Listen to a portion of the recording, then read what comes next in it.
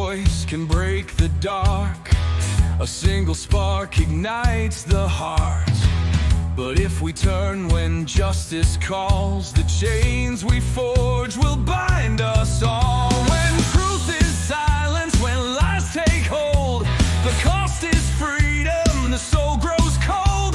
No one stands tall while another must fall. Freedom for one depends on freedom for all.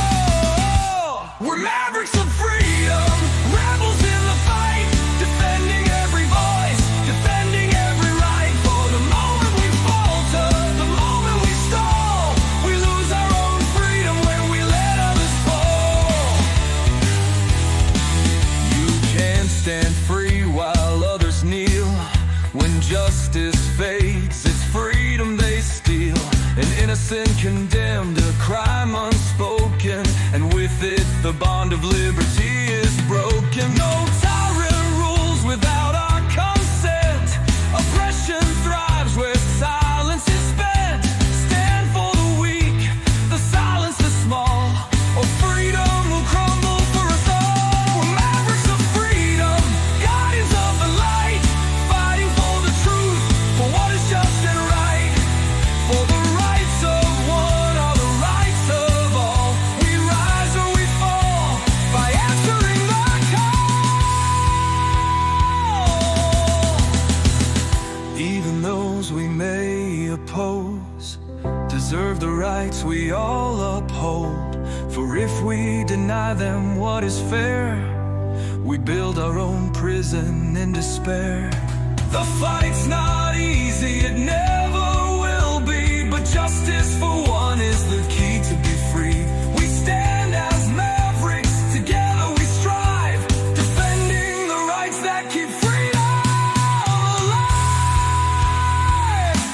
We're mavericks of freedom, rebels in the fight, upholding every truth, protecting every right. When one is oppressed, we're all in the thrall. Freedom for one depends on freedom for all. So take a stand, let your courage rise. Defend the truth, don't compromise. For the soul of the world, the writing's on the wall. Freedom for one depends on freedom for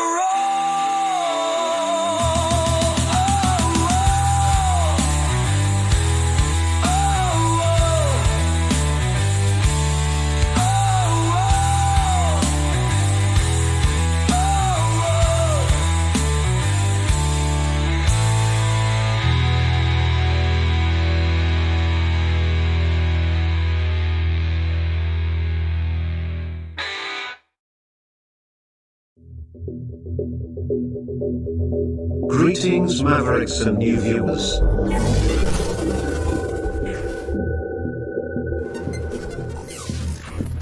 Tonight, direct and live from the Maverick News Network World Studios. This is Maverick News with Rick Walker.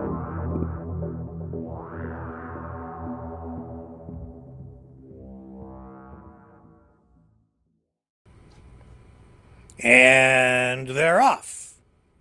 Election called. They're running. Mark Carney set the wheels in motion for people, Canadians, to go to the polls April 28th, as expected. We have, no, we're just one, but two, count them, two rallies to take you to tonight. One with Mark Carney, the other with Pierre Poilievre, and maybe more. And we might get to the phones. That depends on a lot of things.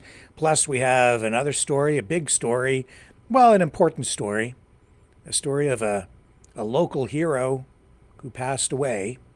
Brian Howell will join us during the broadcast to share that story and his personal account of what happened. Stay with me. Lots to unpack tonight on this, the beginning of Decision 2025 for Canada. The future of the country hangs in the balance.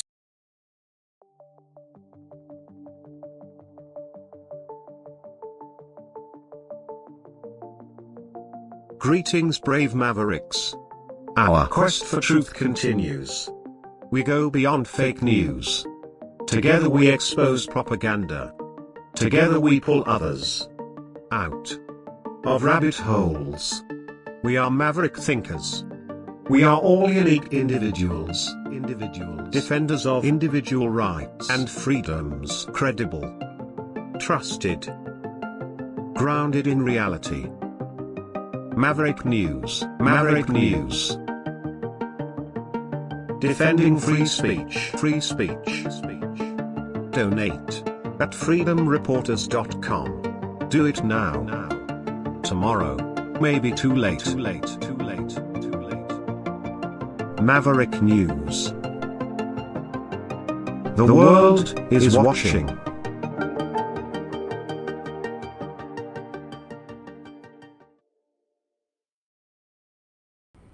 All right, right out of the gate. Let's first of all, I know Brian is waiting in the wings, so let's just bring him in. But the whole game plan for tonight's broadcast has gone straight out the window.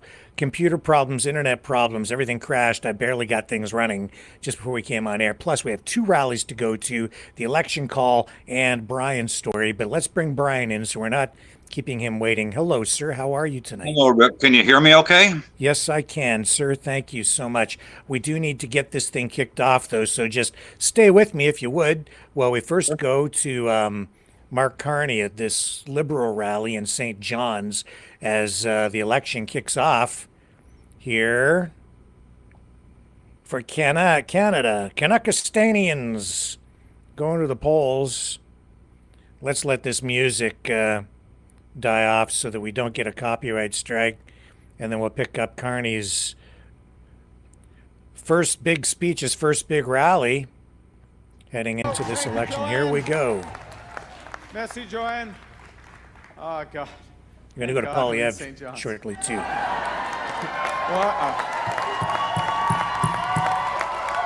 There is no better place to start the most consequential election in our history than right here, right now. And I want to thank at the start the amazing group of members of Parliament and ministers who serve this great province and this great country who are here tonight. Goody, Seamus O'Regan, Yvonne, her book's out. Yvonne's book is just out. Don. And I want to thank this amazing group standing behind me, supporting me. Don Bradshaw, Philip Earle, Paul Connors, and Tom Osborne here tonight. Oh, come on up. You can have the microphone if you're going to say that. Listen, I want to say one other thing just before I really get going. I want to acknowledge the harvesters here tonight outside came to make their voice heard. And I want to underscore, like the minister, I'm here to listen. And I understand the importance of making decisions closer to the wharf. And one of the charges our new government, my new government, has given to the Minister of Fisheries is to look at the structure of the Department of Fisheries and Oceans. And how do we get it closer?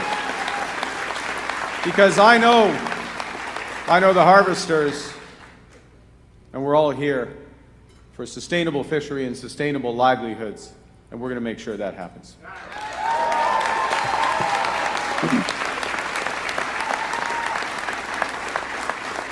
So we'll continue that dialogue. Now, I have a question. Who's ready? Who's ready? Who is ready?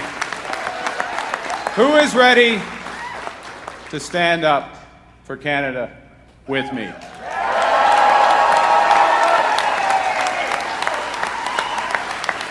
Who is ready to win the most consequential election of our lifetimes. Not all. You know, just 2 months ago, in a rink in Edmonton, a rink where I learned to play hockey, I put my hand up to run for leader of the Liberal Party. And I did it because I knew that we needed big change. Big change in here in Canada, big change to fix our economy, big change to fight Donald Trump's tariffs. More on that in a moment. That won't be the last time I mention Donald Trump tonight.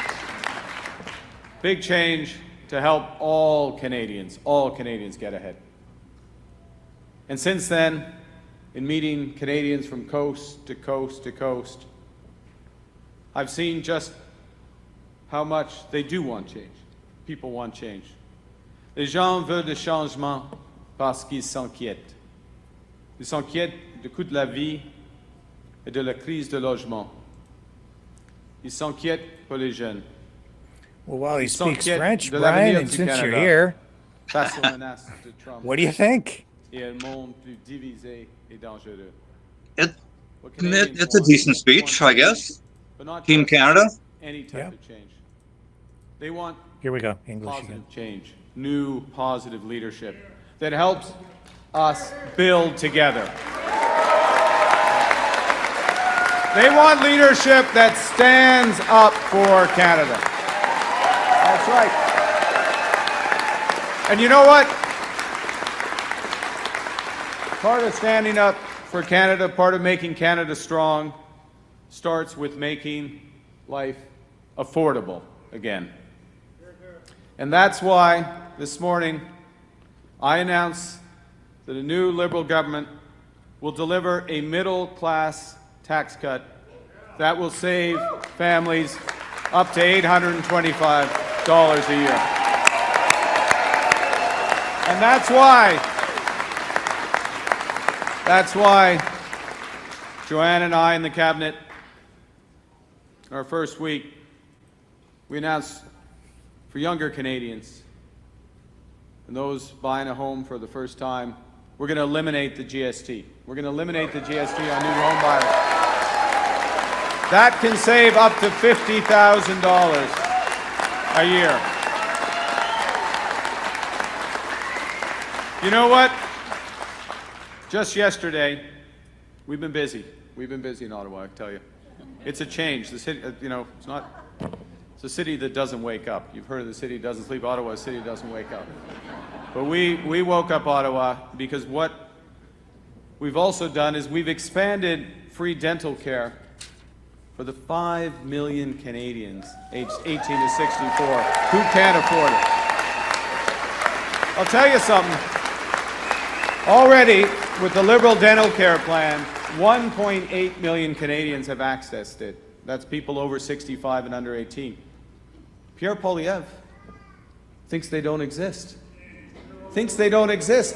1.8 million people. Now he thinks 5 million people don't exist because he doesn't care.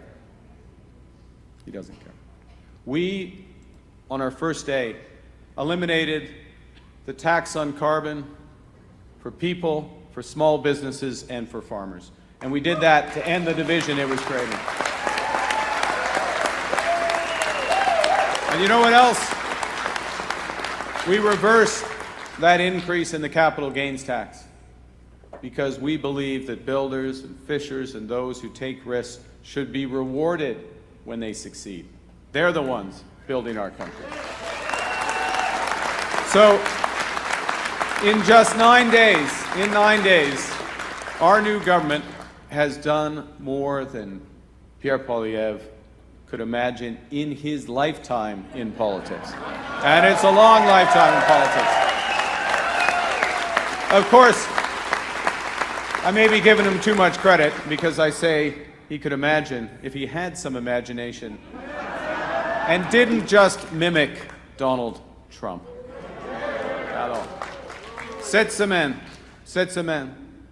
nous avons conclu un nouvel accord portant sur la défense nationale avec l'Australie. Interesting too, Brian, that as he talks about Trump, Danielle Smith causing some real waves with some of the things she's been saying about Trump nos relations and en matière Poilievre de in an interview she did with avec la Breitbart. France et le Royaume-Uni. Are you familiar with that? Did you hear about it? I'm going to play the et les clip shortly. Canadiens. I really haven't been following too closely. I've been Et nous avons lancé des discussions focused on some other things at the moment. Yeah, well, we're going to get to your story too because it's very important. Pour aider davantage nos entreprises. With the premiers on Friday, and I want to salute Premier Andrew Fury for his service to this province and to this country. But with Premier Fury and all the premiers, amazingly, all the premiers, we agreed to eliminate barriers to trade and labor mobility inside our great country.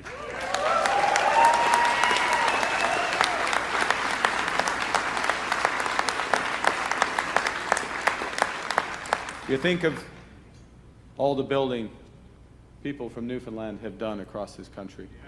Yeah. And all the hassles you've had to put up to do so. No more. No more. We're going to push. Together, we're going to push to have one Canadian economy by Canada Day. And I'm not finished, because in those 9 days, we also took measures to protect our workers during this tariff battle, using all the proceeds from our retaliatory tariffs against the Americans for workers. Pierre Poilievre is going to take all that money, put it in his pocket, cut taxes for the rich. We're going to protect our workers. We're unlocking. I'm not finished. Hope everyone's comfortable because I got a long list. We are unlocking major infrastructure projects, and we're going to get them moving rapidly, including in conventional energy, oil and gas,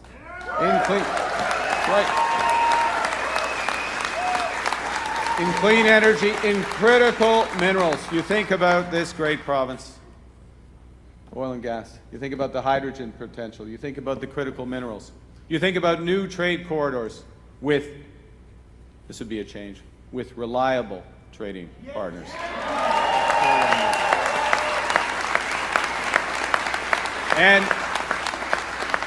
And we've created new supports for our farmers and businesses during this trade war. We took all of these actions and more, and we did that to create the foundation for a stronger Canada. Now, we need that. We should be doing it anyways, but we need a stronger foundation. Because let's be frank, we are facing the most serious crisis of our lifetime because of Donald Trump's unjustified tariffs and his threats to our sovereignty. President Trump, time and again, claims that Canada isn't a real country. When Joey Smallwood chose Canada, he chose a great country.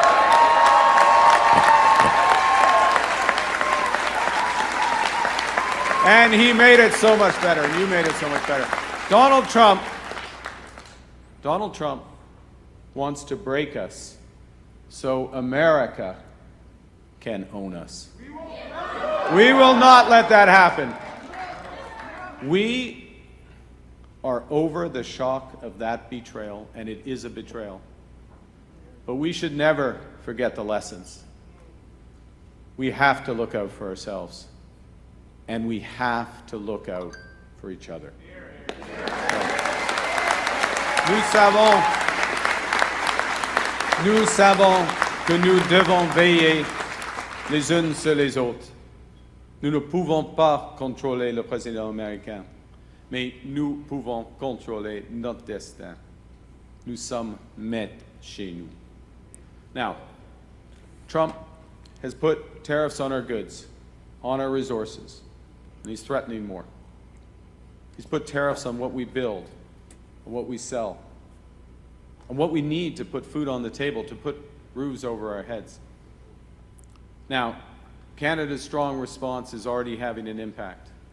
And I'm proud of the united front of workers, labor, businesses, and governments of all levels, including the provinces.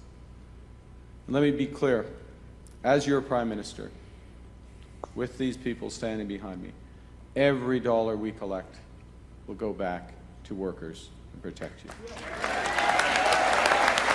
And let me also be clear. Also be clear, if there's any doubt south of the border, we didn't ask for this fight. But Canadians are always ready when someone else drops the gloves. And in this trade war, I didn't even get to the end. See, that's how ready we are. In this trade war, just like in hockey, we will win.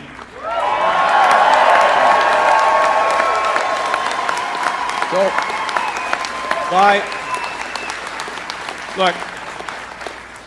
by accident or design, everything in my life has prepared me for this moment.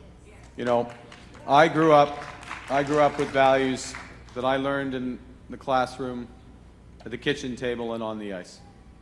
My parents were teachers who stressed the importance of hard work, of community, and tolerance. My coaches taught me the importance of ambition and humility. It's a uniquely Canadian combination, ambition and humility. These are good values. These are the values of Alberta. They're the values of Newfoundland and Labrador. They're the values that I took with me when I went away to university. I kept them close when I was managing crises here in Canada and around the world. I remembered those values whenever I worked to build stronger economies. And now I'm drawing on them with a great Liberal team to build Canada strong. And what we need, because this is such a moment, we need new ideas, we need new leadership, we need a focus, and we need action. We've taken a lot of action in the last 9 days, but there is so much more to do, and we need to do it in a short time to secure Canada. So much more to do to invest in Canada, to build Canada, to unite Canada.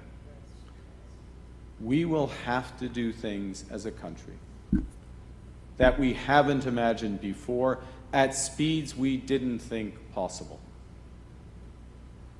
And that's why I and this incredible team of Liberal Newfoundlanders and Labradorians are asking for your support. We need it. The stakes could not be higher. But you know what? The stakes are high, but the opportunities couldn't be greater.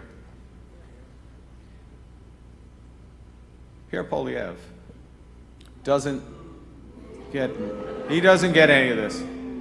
Because, and I've seen this type before around the world, he is this type of lifelong politician who worships at the altar of the free market, despite never actually having worked in the private sector.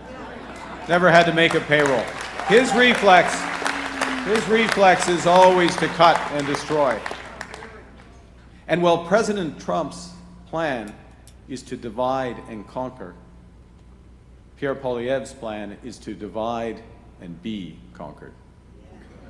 His negative slogans aren't solutions. His anger isn't action.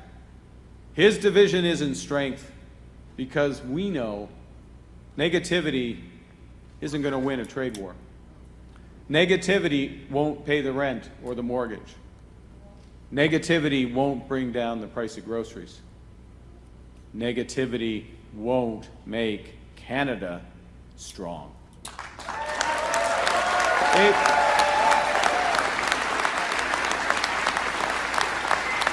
And we've seen what's happened in the States. Nous avons vu où la négativité et la division ont mené les États-Unis.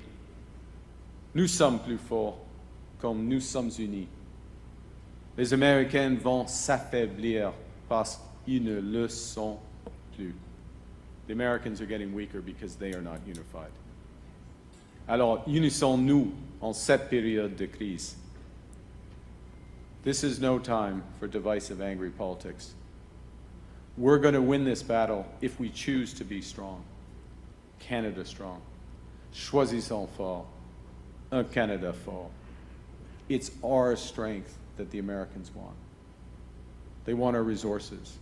They want our water. They want our land. They want our country. Never. They can't have it. They can't have it.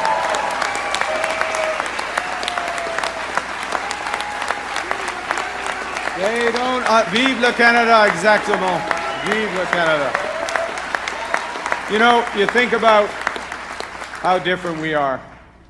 Canada is a mosaic. All the different identities here. America is a melting pot. In the United States, healthcare is a big business. In Canada, it is a right. Aux États-Unis, on ne reconnaît pas les différences. On ne reconnaît pas les peuples autochtones. Et il n'y aura jamais de droit pour la langue française. Les États-Unis ne sont pas le Canada. Et le Canada n'en fera jamais partie. Jamais. Canada will never, ever be part of America in any way, shape, or form.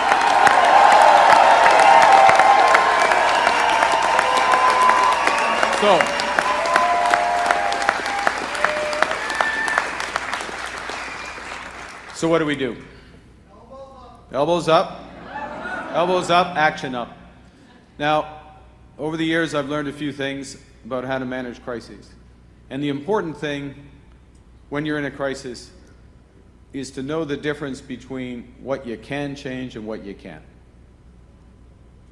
We can't change Donald Trump. And a person who worships Donald Trump, like Pierre Poilievre, will kneel down before him, not stand up to him. Someone who believes Canada's broken won't put Canada first. And you don't just have to take my word for it. As Premier Smith of Alberta said, this is a quote, and I quote, Pierre Poilievre would be very much in sync with the president. With Pierre Poilievre, everything would be on the table. And that's not what Canada needs. That's not what Canada wants. Pierre Poilievre, c'est la mauvaise personne au pire moment. He's the worst person at the worst time. What can we control? What can we control? We can control our economic destiny. We can do that by putting more money in your pockets. We can do that by making the government spend less so Canadians can invest more. We can do that by making big polluters pay instead of hardworking Canadians.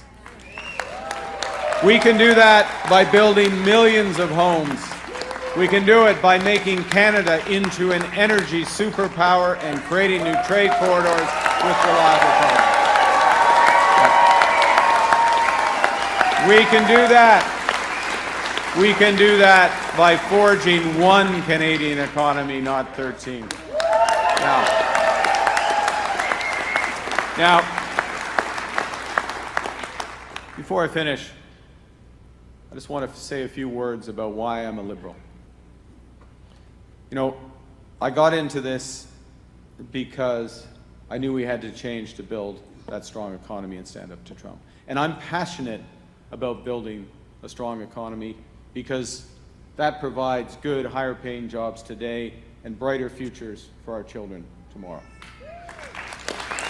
But the fundamental reason why I care about the economy and Liberals care about the economy is because I and we care about people. And in Canada, Canadians care about everyone. So I'm fighting for a strong economy because I know we can't redistribute what we don't have. I'm fighting for a strong economy because I'm fighting for good Canadian health care. I'm fighting for good Canadian social programs like the Canada Pension Plan for our seniors and daycare for our busy families who are working hard. No daycare with Pierre Poilievre.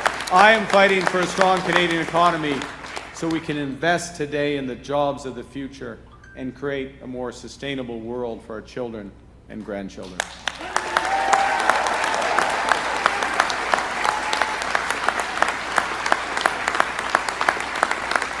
This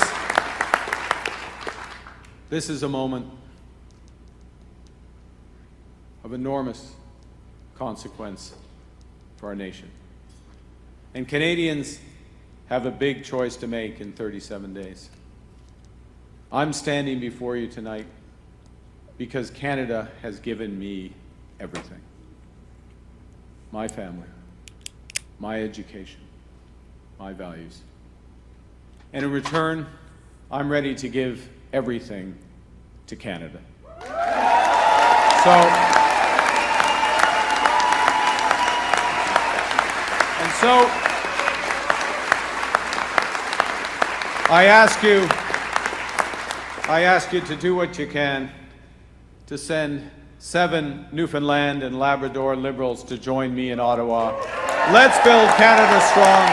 Merci beaucoup. Thank you. Et vive le Canada. And carry on. All right.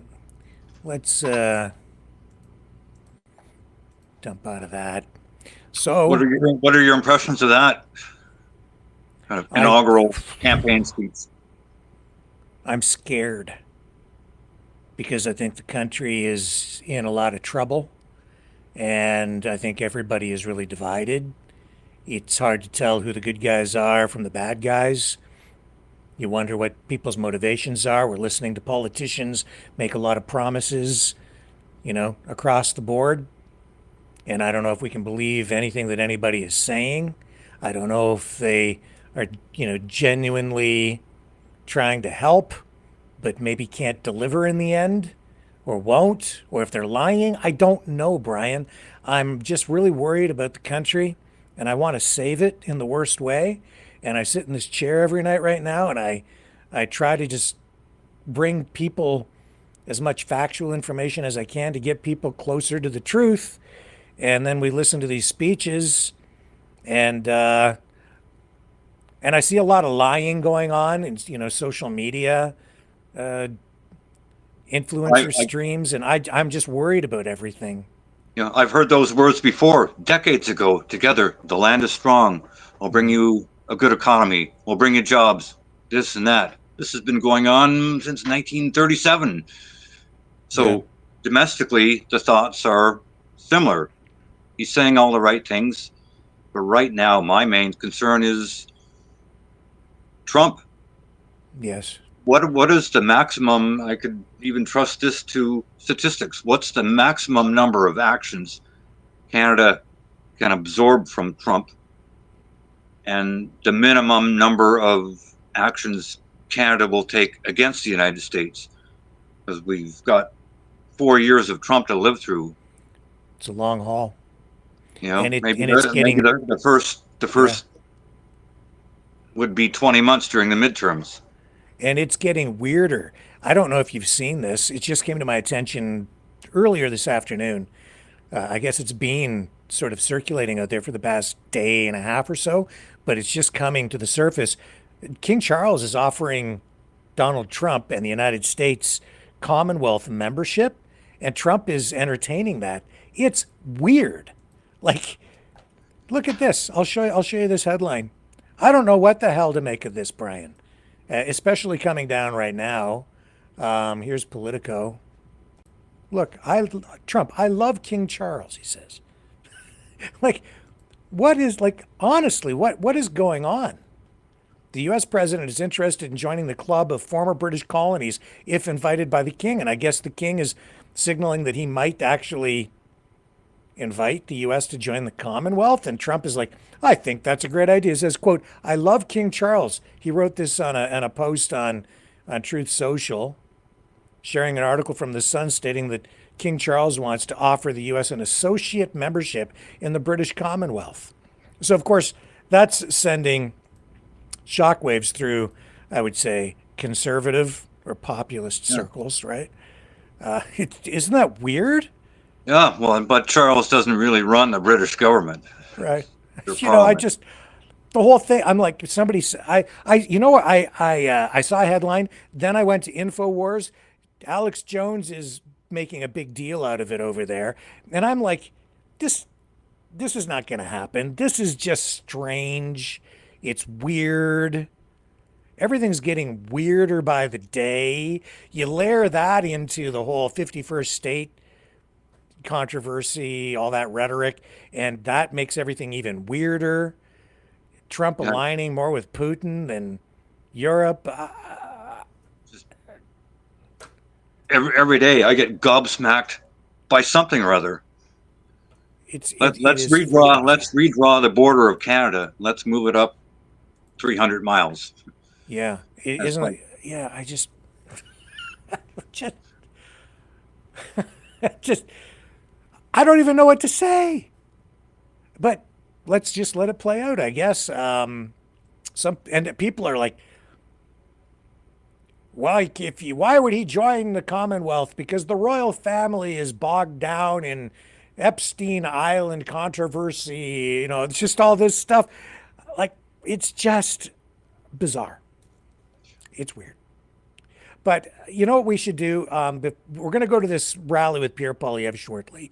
And maybe what we can do is I'll take a little break, come back, and then we'll get into the real reason you're here tonight, because we have an important story that Brian wants to share with us. And are you ready to roll Sure. this thing I out? wonder if we could run one of those clips that I sent you. Where did you send me the clips? Text. I texted them to you. Okay, I'll see if I can get those lined up while we look at this.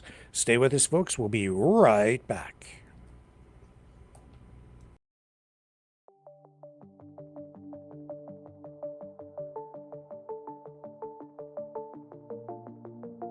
Greetings, brave Mavericks.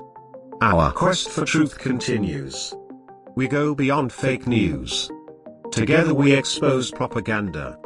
Together we pull others out of rabbit holes. We are maverick thinkers. We are all unique individuals. Defenders of individual rights and freedoms. Credible. Trusted. Grounded in reality. Maverick News. Maverick News.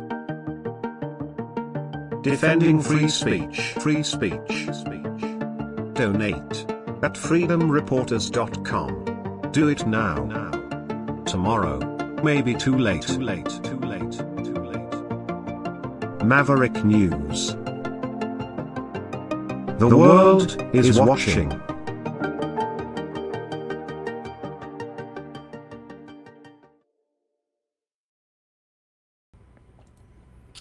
Okay, let's bring Brian back in here, and we'll start talking about this story. We're going to go to this rally with Pierre Poilievre, so stick around for that, because we will be going to that live, and he's in, I think it's in North York, Ontario tonight, but we'll get to that.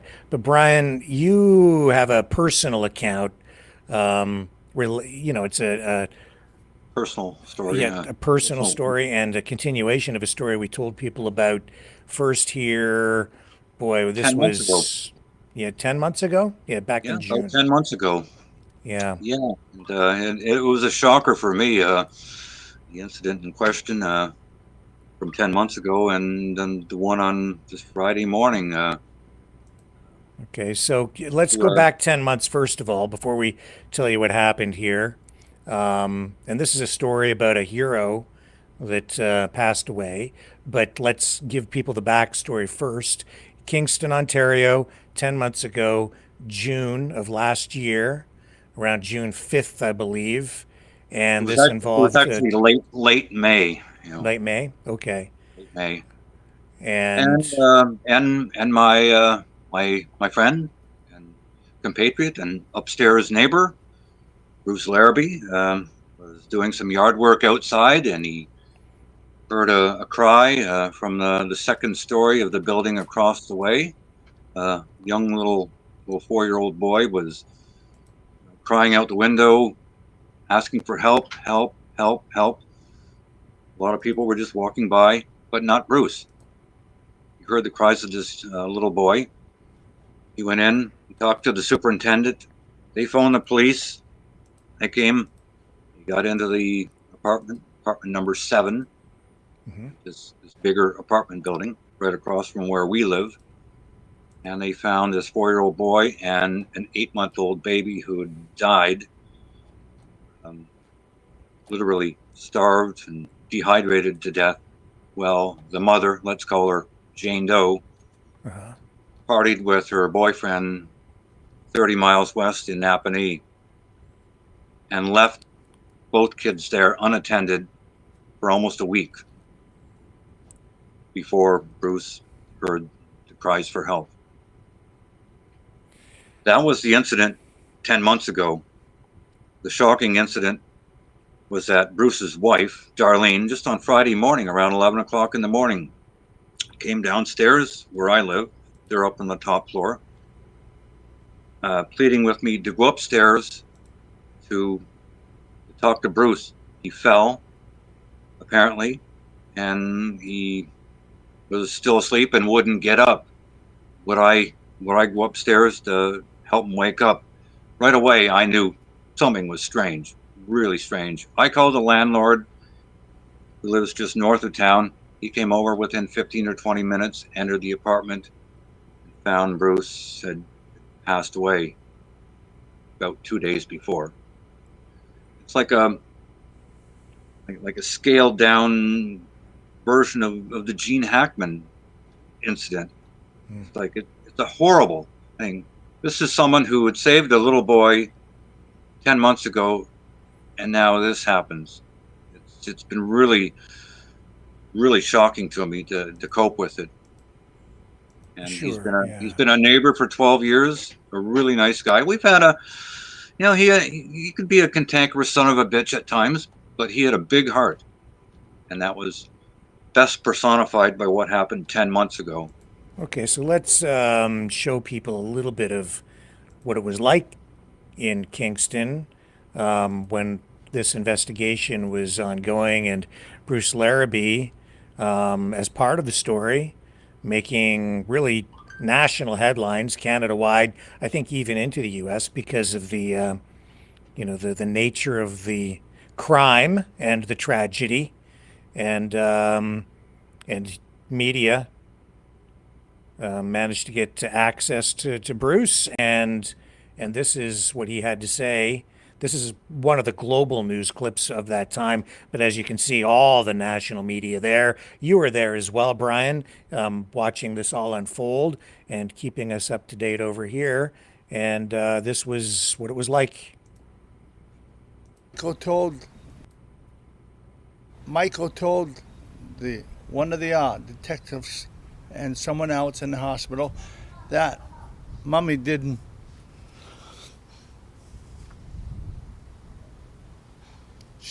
plan on coming back. Bruce Larrabee. So I don't know exactly what the clip means, but as you can see, these are images of the neighborhood. Of course, you live there, Brian. It's right there. Right across the street. He's basically describing the incident in question, but I'd like to give a face to the name. Yes. Bruce was not a public personality. He was not a celebrity, but what he did was extraordinary. Right. And here's another clip from Bruce from this piece. Shortly after I said that, the super went to the door and unlocked the door and found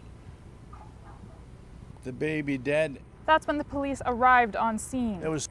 And that, of course, is a global news report. But you were there. I mean, you saw all of this happening. Tell us what was going on in the neighborhood when the incident first happened 10 months ago. Oh, A lot of police cars, ambulances, paramedics. They were there for the 3 or 4 days in their entirety. Just investigators going in and out, forensics people, and and as far as I know, even to this day, that particular apartment is still sealed. So let me because get this straight. So the you have trial has a yet to happen. so you had a 32-year-old woman. We're not naming her. Um, two children in the apartment at the Yes. time. One of the children taken to hospital and died afterward. No, He the was 4-year-old found little died. boy, he survived. The baby, The baby. the old baby died. Right. Okay. And then Bruce saw the The 4-year-old 4-year-old, in a window yeah, and just seemed to be asking for help, or he could see he was in distress, and then he alerted people. And if it wasn't for Bruce, the yeah. 4-year-old would have possibly passed away as well, probably alive today because of Bruce. And because of what he did, I felt it deserved recognition. So I approached our Mayor Patterson, and Councillor Ridge, Uh-huh. and I had a proclamation through City Hall given to Bruce and the key to the city. And And indeed, he here he deserved is. it. And there's Bruce. He was recognized by municipal council, by the community, because of you going forward. And he was given, as you say, what, the key to the city and And a proclamation, okay. like And a here, document. right, I can show you the proclamation as well. There it is there. And Yeah. the key to the city. So that was a great honor for him and well deserved. So tell us a little bit more about Bruce. What was he like? He worked in the trades when he was younger. He did a lot of self-employed work around the neighborhood. So, snow removal in the winter and doing a lot of yard work in the summer. So he was always out and about. Sometimes he was maybe a little bit too nosy into people's lives, but that's what saved this young boy. I like Bruce. We had a few dust ups, but as I said, he's he's a real Canadian. And then the nature of his death, the circumstances surrounding his death seem kind of strange as well, because his wife came down and asked you to go up to check on him because she thought he was sleeping, but he'd Yeah, been there for 2 days and Yeah. it had passed away 2 days prior. I presume so. That's still under investigation. But when I phoned the landlord and he came in, Bruce was kind of blue and purplish, and he'd obviously passed. But according to his wife, he had collapsed 2 days earlier and was still laying in the same place in the same posture beside the bed. So I didn't really want to go in and remember Bruce that way. Just it was a little too close. Right. So again, just to kind of clarify, 32-year-old woman took off to go to a casino or something with her boyfriend. Yeah, to a nearby town, Left her two kids there unattended for 4 days. Probably about 6 days. 6 days unattended, 4-year-old and a baby, and then Bruce, because of his actions, probably saved the life of the 4-year-old, and the baby passed away. The woman facing criminal charges as a result of this, arrested, facing charges including failing to provide necessities of life and criminal negligence causing death. I believe that's still winding its way through the justice system. Obviously, she's not, I don't think she's out on the streets tonight. He's still remanded to a place called Monteith up in northern Ontario. So Yeah, and obviously because we're dealing with a young victim, a 4-year-old who is still alive. We need to protect the 4-year-old's identity. We're not releasing names here, but this has had a great impact on the community, all of the people in your neighborhood. Tell us about that. How are people reacting and coping with this in your community? Well, the incident from last May, everyone was shocked. Everyone was totally shocked. The building across the street, small building I'm in, everyone in the whole neighborhood. It's just a horrible manner in which this young woman left her kids. How can anyone with any kind of heart do that? But of course, she doesn't have any heart and soul. Apparently. Not at all. You know. Something seriously wrong. Well, and I guess the main reason you wanted to come on tonight was not just to tell us the story, but to, I guess, pay tribute to your neighbor and someone who was a friend and a local hero. Yeah, it's a bit of a bookend to a ghoulish story from last summer that has an even more ghoulish ending. I'll miss Bruce. Yeah, and the community has lost someone important, and it shows that everyone has something to contribute as long as we're doing positive things.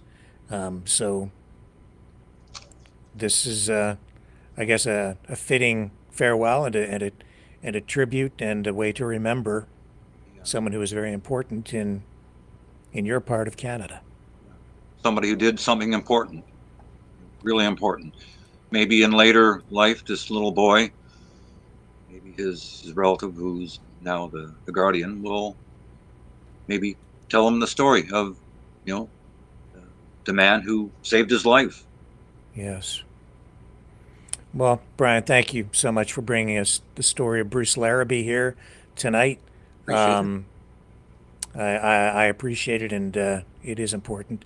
Is there anything else you'd like to add or think that we might be missing with regard to this tonight? No, there isn't. It's still an ongoing investigation, and the police have been by today, talking to Darlene upstairs, and there's a lot of things going on, what to do with all the animals, the 3 dogs, the iguana, the 5 kitty cats. I see. All right. And well, with that, we will wrap this portion of the program up. I'll let you go, Brian. Thank you so much for bringing this to us tonight. And folks, I will be back on the other side of this. We'll be going live to the Pierre Poilievre Conservative rally momentarily.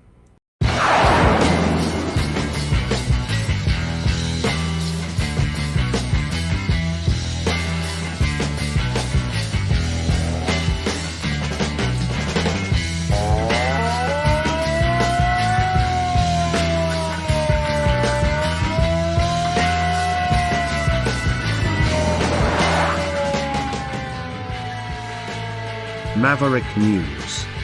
Fighting for freedom.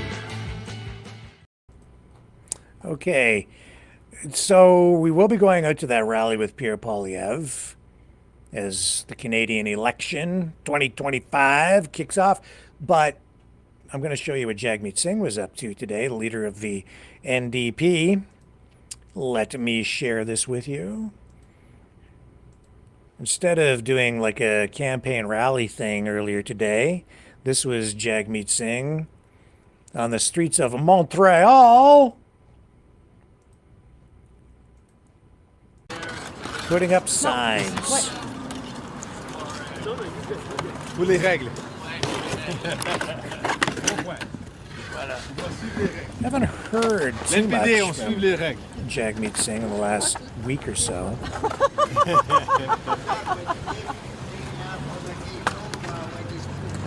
And it's interesting, the election called today, yet the Liberals really only have about 160 candidates out of 300 and I think 43 or 344. I have to check the total number of ridings that we're going to have this time around, increasing from 338. But Liberals only have about 150 candidates lined up and running out of time to get everything organized. Conservatives have only about 250, so they still have a lot of work to do. And I have to check to see how many seats the NDP, how many ridings they have candidates. So this is what he was doing. This is the NDP leader tonight in Montreal.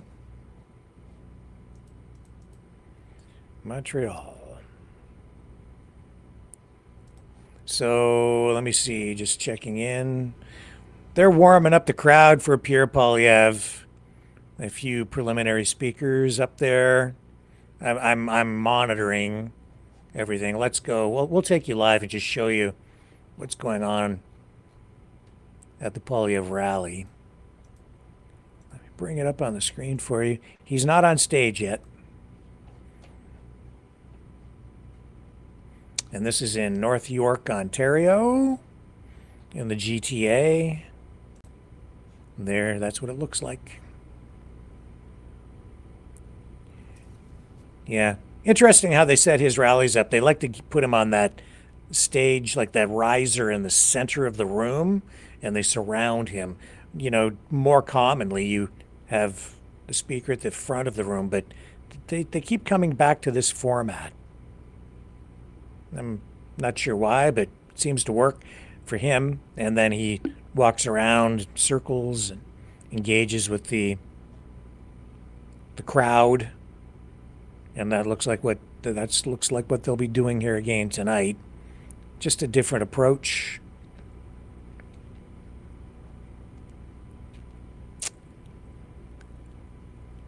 So we're keeping an eye on that. Now, Danielle Smith, Premier of Alberta, making waves, making headlines, controversial headlines. She did an interview with Breitbart, conservative, some would say right-wing, right-leaning, some would others say extremist, whatever your views are on it, blah, whatever, just fine. Breitbart saying, and she, in this clip, in this Breitbart interview, she confirms that she asked the U.S. administration to, quote, put things on pause with regard to the trade war. And this, I think, happened when she was down at that meeting with Trump at Mar-a-Lago, where she went with Kevin O'Leary. And she, I guess, asked that the tariff war be put on pause to help Pierre Poilievre get elected as prime minister, because, as we heard Mark Carney say, she believes that Poilievre aligns with Trump on many issues, and I think she uses these words, the quote new direction of America. But I'll bring up the clip so you can hear it here tonight.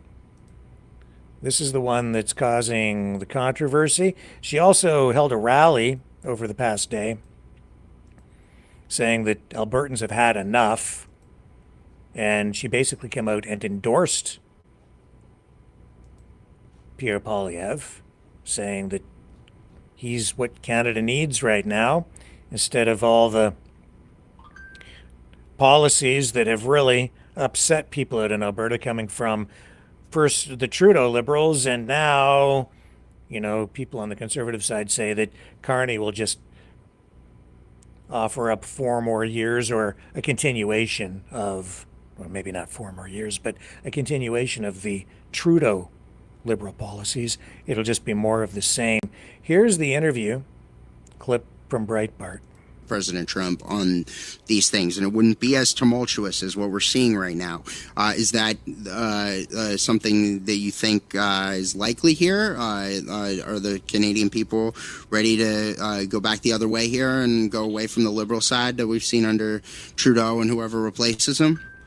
Before the tariff war, I would say yes. I mean, Pierre Poilievre is the name of the Conservative Party leader, and he was miles ahead of Justin Trudeau. But because of the what we see as unjust and unfair tariffs, it's actually caused an increase in the support for the Liberals. And so that's what I fear, is that the longer this dispute goes on, politicians posture, and it seems to be benefiting the Liberals right now. So I would hope that we could put things on pause. This is what I've told administration officials. Let's just put things on pause so we can get through an election. Let's have the best person at the table make the argument for how they would deal with it. And I think that's Pierre Poilievre. And I do agree with you that if we do have Pierre as our prime minister, then I think that there's a number of things that we could do together. Pierre believes in development. He believes in low-cost energy. He believes that we need to have low taxes.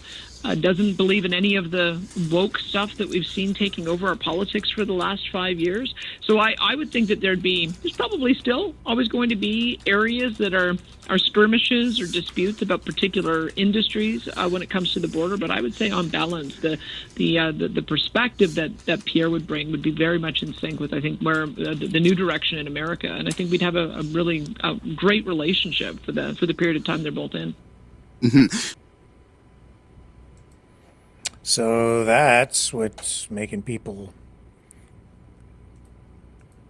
take a second look at everything going on. Some people saying that it's inappropriate for Smith to have done that, to have gone down there and asked for a pause, and it shows that we have a lot of foreign meddling, foreign influence in the Canadian political process right now. And of course, a lot of people are saying, name the names of all the Chinese influenced or bought and paid for corrupt Canadian politicians.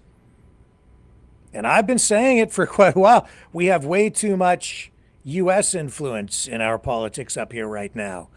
So much so that the entire country is facing an existential threat from the man in the White House. It's not appropriate. He really does need to dial it all back, in my opinion. This is ridiculous. And I'm not really pointing my finger so much at Daniel Smith. I'm pointing it straight at Donald Trump and the political forces around him. It's not appropriate. It's beyond that. It's unethical. I think some of what Trump is doing, you could even deem it to be illegal under international law, certainly under Canadian law. I think a lot of what is going on could be deemed to be illegal because of the foreign influence, interference that we are experiencing, seeing in our politics up here. But the federal government can't really say too much or do too much about it, because just coming out too hard against it would be viewed by some people as being overly defensive, or maybe even too inflammatory, upsetting maybe Trump too much. You don't want to get Godzilla too upset lest Godzilla come up here and stomp on us, although it looks like we're getting stomped on pretty good right now. That being said, I am optimistic that we're going to be able to stand up to this, withstand it. I think we're resilient as a country, more resilient than a lot of people give us credit for. It isn't so much about, Mark Carney stood up there and said, we will win, elbows up. But it isn't so much about winning the trade war by crushing the United States. It's about getting Donald Trump to stop this, just stop doing this, to have those tariffs rolled back, to just end the trade war and end the lying. Because a lot of I talked about this last night again, the numbers that he keeps throwing out there on the trade deficit, on how much they subsidize Canada, which they don't, how we rip off the United States, and it's a lie. All of these things, it's spreading out into all kinds of other social media streams. The crap that Trump keeps spewing, it's being repeated. And if you tell a lie often enough, it doesn't take long for people to start believing it. And a lot of people are. But our goal in Canada, and I think we're getting this from all the political leaders who are on board with the Team Canada approach, the real goal is not to hurt the United States or crush the U.S. economy. It's just to hurt them enough in key areas like Tennessee whiskey, right? To then have the people affected by that put pressure on Trump and say, hey, this isn't right. Or the tourism industry, where we've seen massive fall off in the number of people heading into the U.S. and Canadians heading into the U.S. for vacations. Right now, during March break, we're seeing Canadians, retirees, selling retirement properties in places like Florida. A lot of people who traditionally just fly south, the snowbirds, a lot of people didn't go.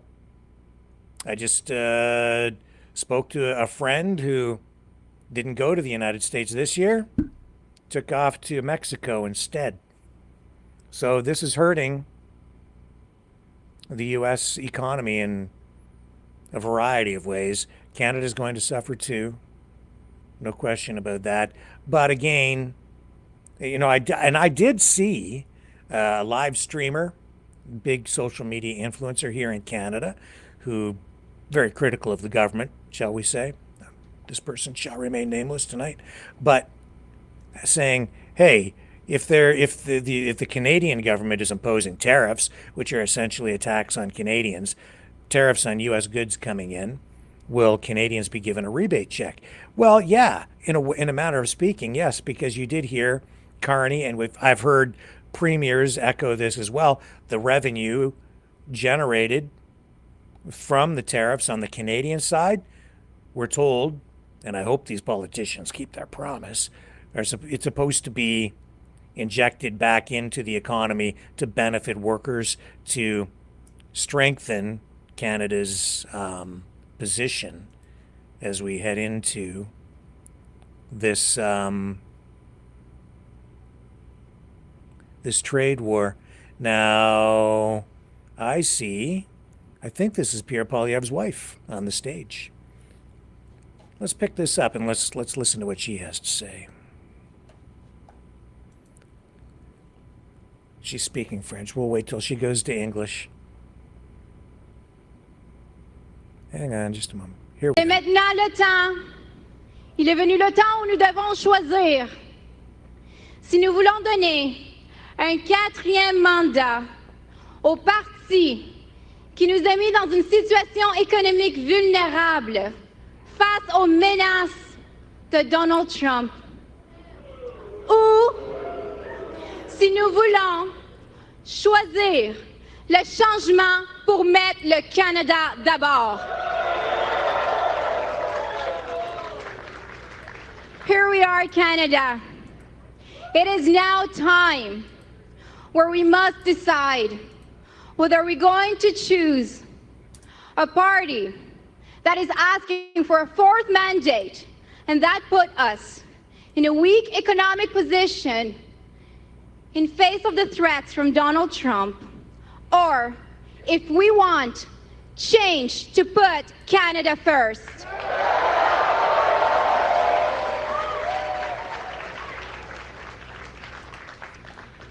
It is a real pleasure for me to be here tonight.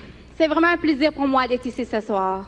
It is hard to believe, coming all the way from Venezuela, immigrating here in 1995 with my family. My father, who is present here tonight, mi papá presente aquí, mon père. You're gonna come here for 2 seconds because everybody is gonna have to wish my father happy birthday. C'est la fête de mon père, es el cumpleaños de mi papá, so it is a great coincidence that we begin this battle on my father's birthday. Feliz cumpleaños, papá. you know, my husband and I, we share the same values, but our backgrounds are a little bit different. As I said, I was born in Caracas, Venezuela, and my family migrated here in 1995. When we came here, my family had to work really hard. My father had 3 jobs at some point just so that we can make ends meet. Later on in life wasn't necessarily any easier. By the time that I was 17, I had moved out and had become financially independent. By the time that I was 19, I had moved to Ottawa. I put myself through university with a student loan. I worked really hard, eventually got a job in the Senate, where I met my husband.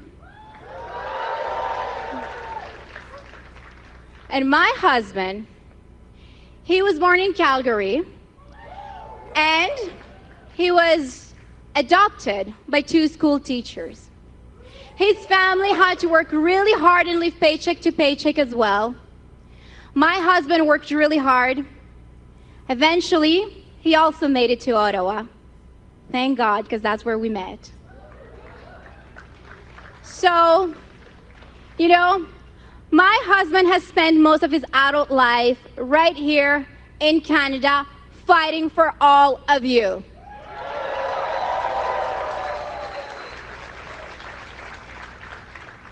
And yes, he spent most of his adult life here, putting Canada first.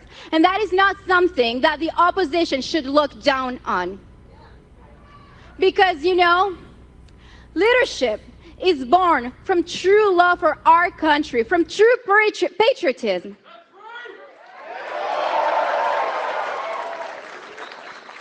Leadership is not born from fancy degrees, fancy titles. Leadership is not born from the boardroom of the elite.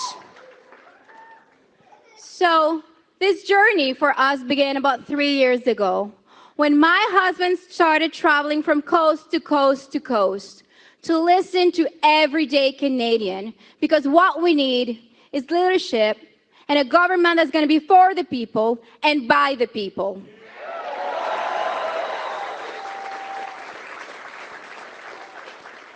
So that has been my husband's life story, here in Canada, fighting for Canadians.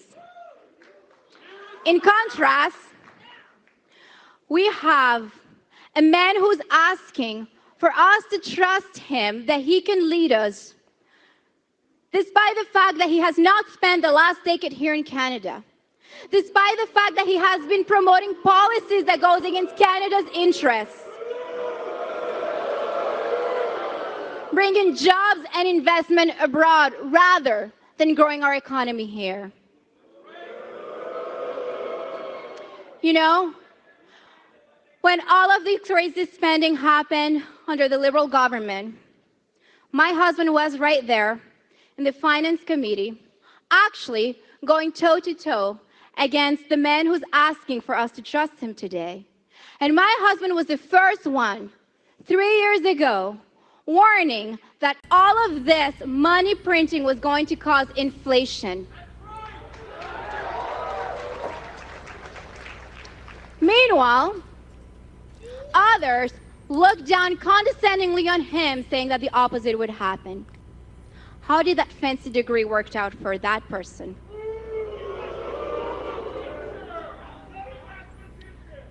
That one, but I'm referring to the other one too. So, ladies and gentlemen, I'm very proud of standing by my husband's side and having my family entirely here standing by my husband's side, because we're very proud of sharing him with you all. So, it is my real pleasure to introduce to you my husband and the next Prime Minister of Canada!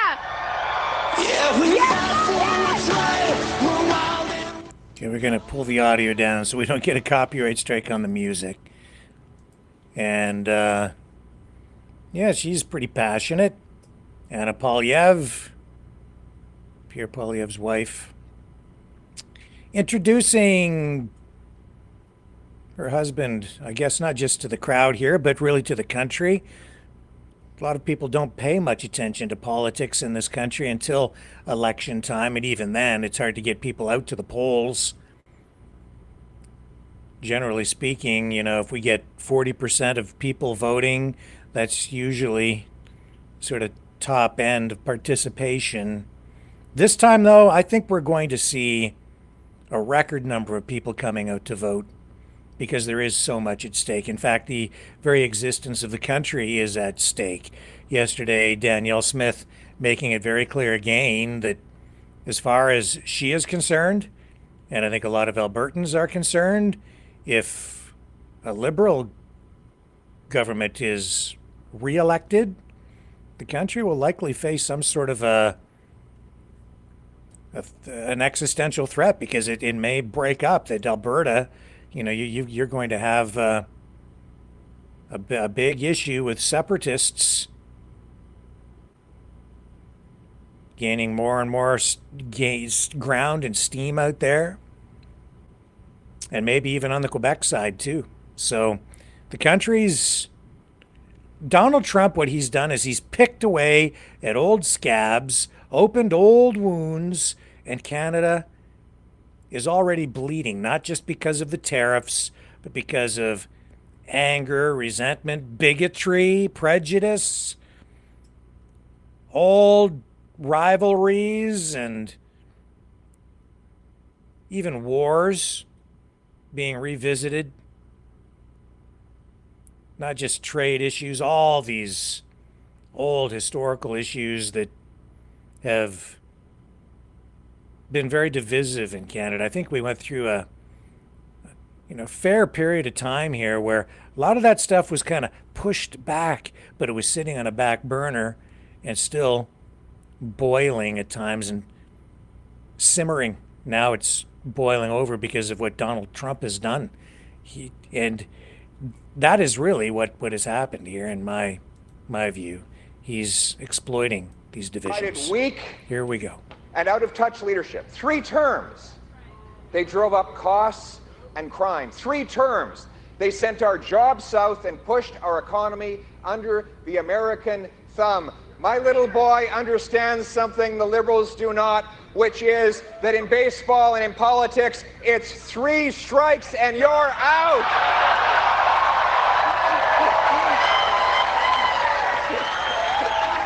3 strikes and you're out. Oui. Oui. On va mettre le Canada d'abord pour faire changement, mes amis. Ça me fait plaisir d'être ici aujourd'hui. Après 9 ans, après 10 ans, et 3 mandats des libéraux, ils ont augmenté le coût de la vie, augmenté la And indeed, criminalité, I did check. It is affaibli notre 343 ridings up for économie grabs this et time expulsé des emplois in this pour nous election, rendre up from plus vulnérables envers les 338, États-Unis. which Les shows that the libéraux system can be changed ne méritent pas un and more weight quatrième could mandat. actually be Ce given over qu'il nous time faut, to c'est un Western Canada. gouvernement conservateur qui va mettre More le influence Canada in the end. d'abord pour faire changement.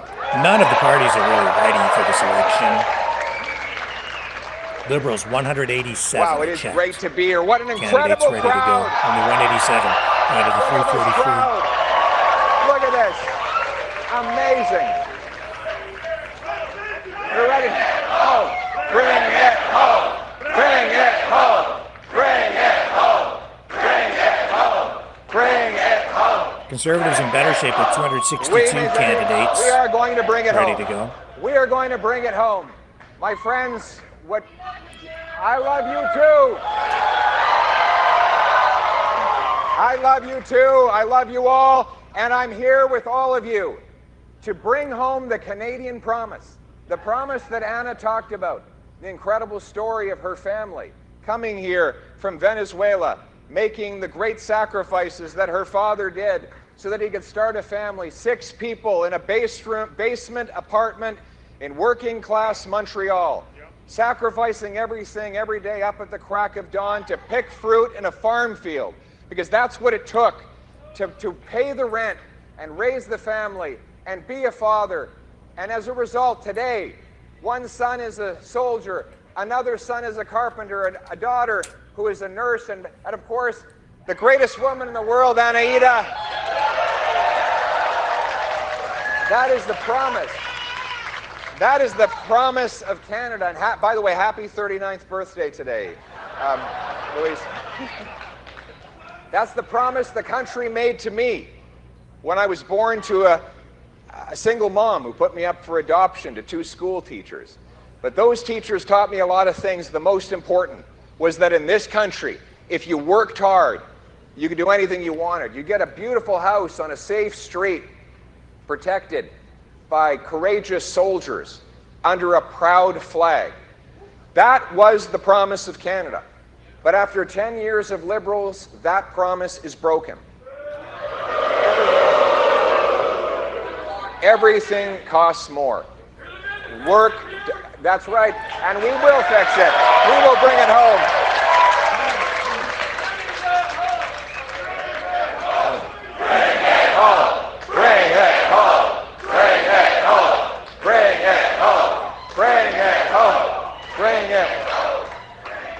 Incredible. Look at these incredible, hardworking, patriotic people. With people like these, we can overcome any obstacle. We can bring home the country we knew and loved. We can stand up to the Americans and put Canada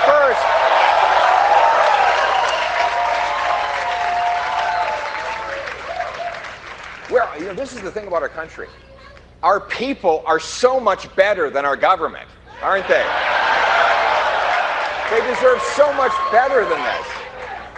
Après 10 ans des libéraux, ils ont nous affaiblis face aux Américains. Ils ont brisé le système d'immigration, bloqué nos ressources naturelles, doublé la dette nationale et le logement aussi. C'est la pire inflation depuis 40 ans. Et notre économie est affaiblie face aux Américains, ce qui menace notre souveraineté. Looks like maybe on the 154 their numbers dropped. I'm not sure why. Et relancer notre économie, il faut couper la bureaucratie, les taxes et les impôts, protéger nos frontières, so getting conflicting reports there. Exploiter nos ressources naturelles, assurer notre souveraineté et protéger notre pays contre les menaces de Donald Trump. Le Canada vaut la peine qu'on se batte pour lui, pour notre peuple, pour notre terre, pour notre chez nous. C'est ça, mettre le Canada d'abord pour faire changement. But more candidates will be added by all these parties over the next week or so. In order to try and get a 4th term, after driving up costs and crime, after destroying our economy and putting us under the thumb of the Americans, the Liberals are replacing. You got to give them points for creativity and audacity. They are replacing Justin Trudeau with his economic advisor and hand-picked successor. First of all, they are the same Liberals with the same ministers, the same MPs, the same advisors, the same policies, and even today making the same promises that they've been breaking for over 10 years. And who did they choose to bring in? Mr. Carney. We are going to have under the Liberals led by Trudeau or Carney, what we have is out-of-touch, weak leadership. And for Mr. Carney, someone who will not stand up for our country. Only 6 days after Donald Trump threatened tariffs on our country, Mark Carney decided to move his headquarters out of Canada to the United States, to New York, Trump's hometown. That's the kind of... He moved billions of dollars out of the country. He is in massive multi-million-dollar... He admits, by the way, he's in massive multi-million-dollar conflicts of interest, but he just won't tell us what they are. He knows all of his investments. He knows all of his investments, but he won't tell you, even though those interests run against Canada's interests, my friends.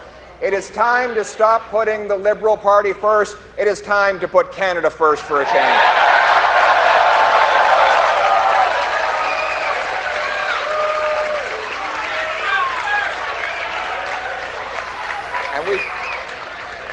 And we've got a bring-it-home economic plan to do it.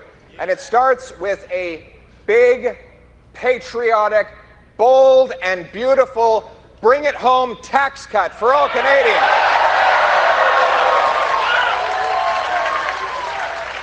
We will start by axing the carbon tax. By the way, the tax still applies at the pump today, but the Liberals are going to pull a fast one on this as well. After 7 years of applying the carbon tax, they've decided that they're going to hide it at the gas station for 30 days before the election, while keeping the carbon tax law in place. Furthermore, Mr. Carney says that he will bring in an industrial carbon tax. Another area, this is an area where Mr. Carney agrees with Donald Trump. They both want to tax Canadian industry. Trump's tariffs and Carney's carbon tax will send hundreds of thousands of Canadian jobs moving south of the border. There will be a large sucking sound of Canadian jobs leaving the country if the Carney carbon tax on steel, on fertilizer, on aluminum, on basically every industrial product that we rely on for our modern civilization faces this new tax. That is why I have announced that not only will I repeal the carbon tax on consumers, oh, my little girl likes that one. Bravo, Valentina. But not only will I will get rid of the carbon tax on consumers, I will axe the entire carbon tax law for everyone, for everything, for good, for real, for a change.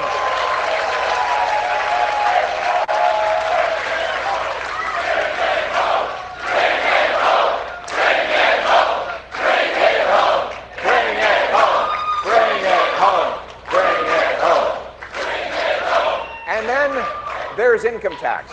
Have you seen this meme online? It's a little kid in the park with his dad. And the little munchkin is asking dad, what is an income tax for? And the child is looking heartbroken as the dad explains to him that an income tax form is the opposite of a high school report card. He says, the better you do, the more you get punished, right? You know, it's the income tax is the fine you pay for the crime of working hard. Well, now, I saw today that the Liberals, Mr. Carney, was literally repeating the election promise about income tax that Justin Trudeau and the Liberals broke 10 years ago. So, Carney had Trudeau's top his top strategic advisors, his spin doctors like Gerald Butts, who wrote the promise Trudeau made about income tax 10 years ago, promised that Trudeau would then go on to break, raising income tax by 80%, and now they have the audacity to make the very same promise. My friends, we cannot believe them on taxes or anything else, but what you can know is this. When I become Prime Minister, God willing, I will...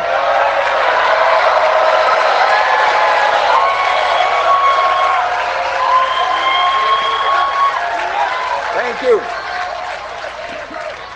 We will cut income tax so you bring home more of each dollar you earn and hard work actually pays off. And we will do it.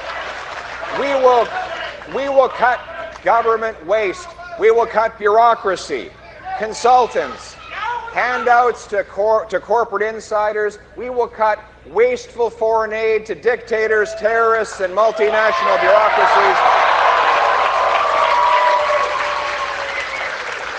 And we will use the savings to bring down taxes and deficits in order to make your life more affordable.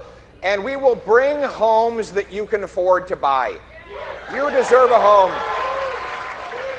We will axe the GST on homes to save you up to 50 grand.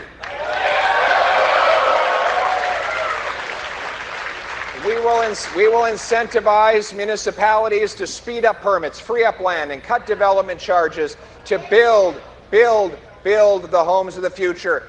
our Bring It Home economic plan is also about bringing home our jobs for a change. After 10 years of this Liberal government, in 3 terms, they've driven $500 billion out of our economy, most of it into the hands of the Americans. They did it by bringing in radical net zero environmental extremism.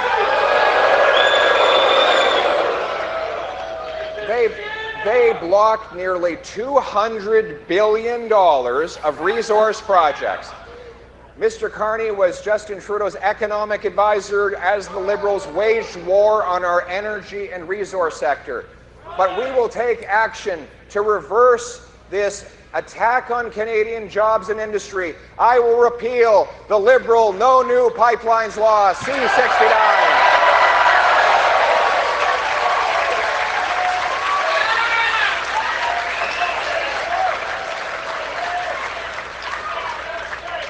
We will... Common sense.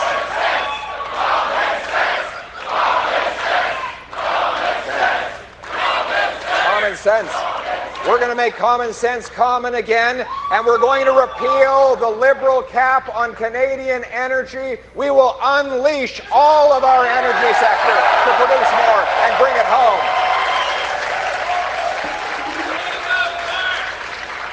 We will... I heard someone say, ring of fire over there. Ring of fire. Ring of fire.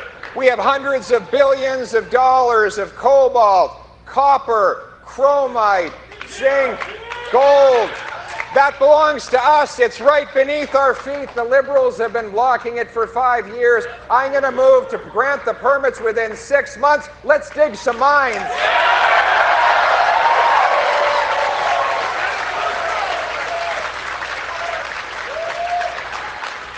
We're going to unleash, we're going to bring to the surface our 1,300 trillion cubic feet of natural gas. We have massive advantages. We have massive advantages in natural gas. You know, what is it? First of all, it takes 11 days to ship to Asia from Canada. It takes 20 days from the U.S. Gulf Coast. Second of all, how do you liquefy gas? You cool it down. And what do we have in Canada? We have cold weather, which means it's 25% cheaper to liquefy gas in Canada than it is in the U.S. Gulf Coast. We have clean hydroelectricity that can power that liquefaction. We have the incredible engineers who can do it. All we need is to grant permission, and that is what I will do. We will cool that gas to minus 161 degrees Celsius. We will ship it off to Asia.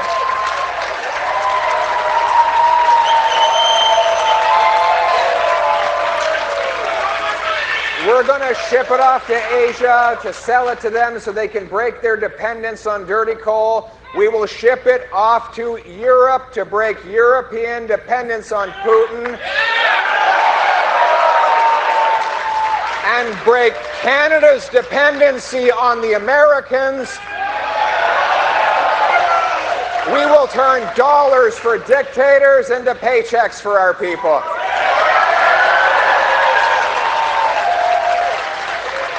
We're going to bring in shovel. Bring it home. Bring it home.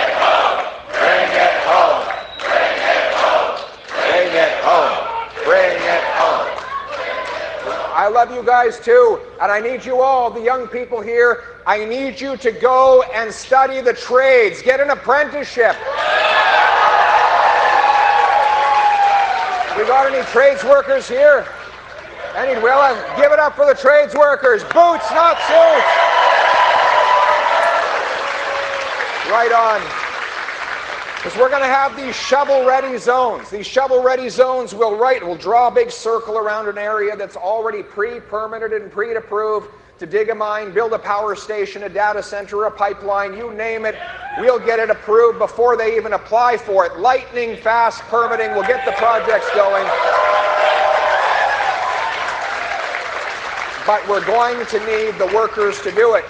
Now, liberals turn their nose up at the trades. They look down at people who work with their hands. The smartest people. We don't need any of that elitism. What we need is the practical people who know how to dig stuff, move stuff, fix stuff, and build stuff, right?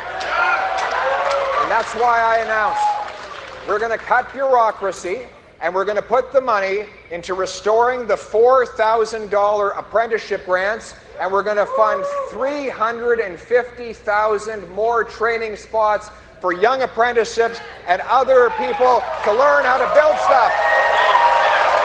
Boots, not suits. Boots, not suits. And you know what else we're going to do? We're going to bring home the Canadian promise for our brilliant immigrants. We have 20, while we help end the shortfall in our healthcare system, we have 20,000 immigrant doctors and 32,000 immigrant nurses who can't work because there's no way for them to prove their qualifications. We've had the red seal for the trades in this country for over 70 years. It's very simple. You have a merit-based national licensing system recognized by the provinces that allows our immigrant and Canadian-born but trained abroad doctors, nurses, architects, and others take a test, prove they're qualified, get a license, and get working, reducing our wait times in the hospital.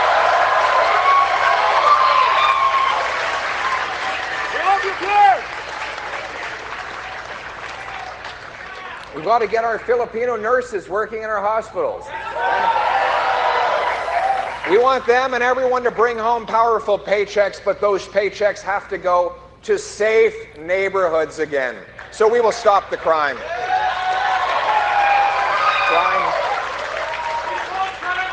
Crime, chaos, drugs, and disorder are overtaking our once safe streets. The catch and release liberal justice system turns loose the same violent offenders over and over again. Now listen to this. Here's the good news. Here's the good news. We don't have a lot of criminals. Here's the bad news. They're very productive. The same small group of criminals keep doing the same.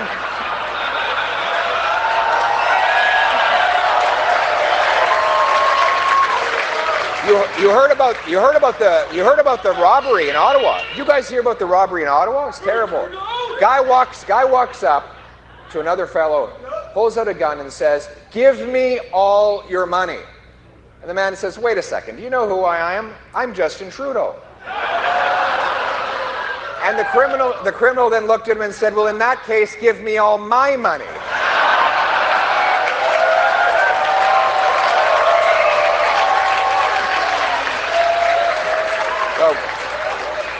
Anyway, they have C-75, which grants automatic bail. It requires judges release offenders at the, quote, earliest opportunity under the, quote, least restrictive conditions. That's right out of the law. So then the judges release them again and again and again. In Vancouver, they had to arrest the same 40 offenders 6,000 times. In Penticton, get this, in Penticton, there is one guy, his name is Levi. He does so much crime that when he's out of prison, the crime rate for the entire city of Penticton goes up. One guy. The solution is very simple. It's very simple. Jail, not bail.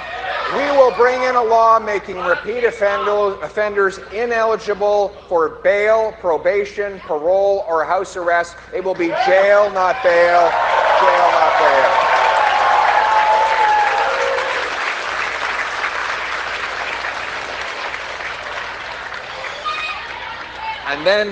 And then, my friends, unfortunately, there's the terrible tragedy of drugs.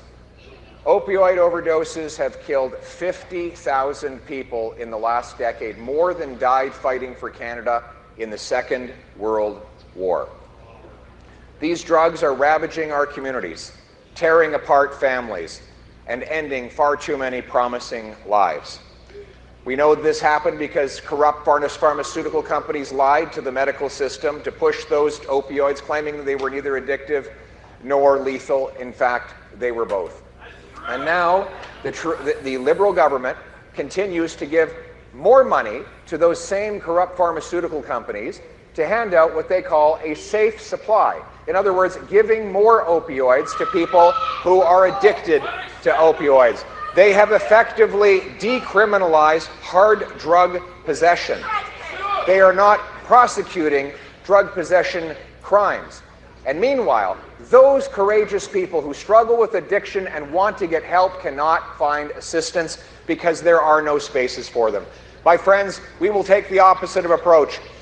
After 10 years of this Liberal government, they do not deserve a fourth term. What we need is to fight drugs for a change. We will ban the drugs, stop giving out taxpayer-funded opioids.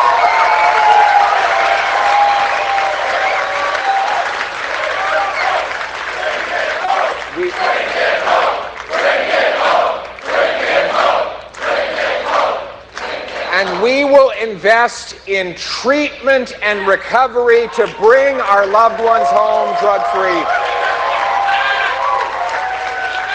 My message to anyone out there who's struggling with addiction, I know it's hard, but have hope. Hang on. Help is on the way.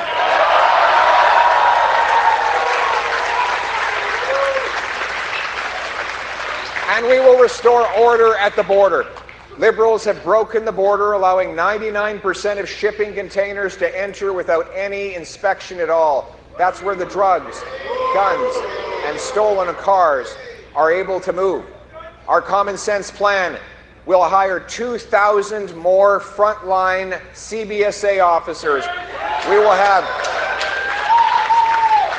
have surveillance towers and scanners that can look right inside those shipping containers. Very simple. If the manifest says that it's widgets in the container, but you look at the scanner and you see it's a beamer, well, then you pull the box aside, you roll the car out, you call the guy on the VIN, you say, were you planning to send your beamer to Turkey today? No, you weren't. You were planning to drive it to work, but it was missing from your driveway. Well, we've got it over at the Port of Montreal. You can pick it up. And then you go to the guy who booked the shipping container and you say, you're under arrest. Common sense.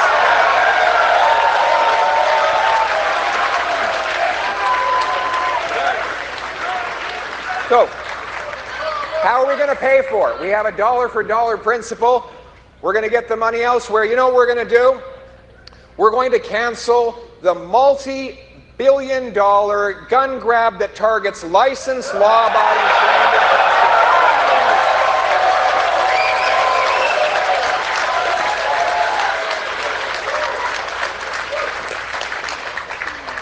So here's the choice.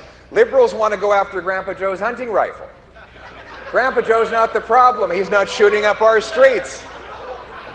Here's the choice, my friends.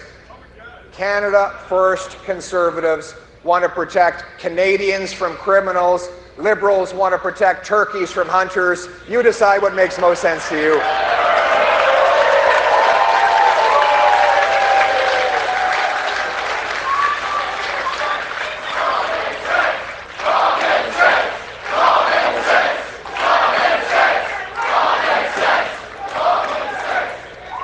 But in order to have safety in our land, we need a strong, well-funded, respected, and supported Canadian Armed Forces again.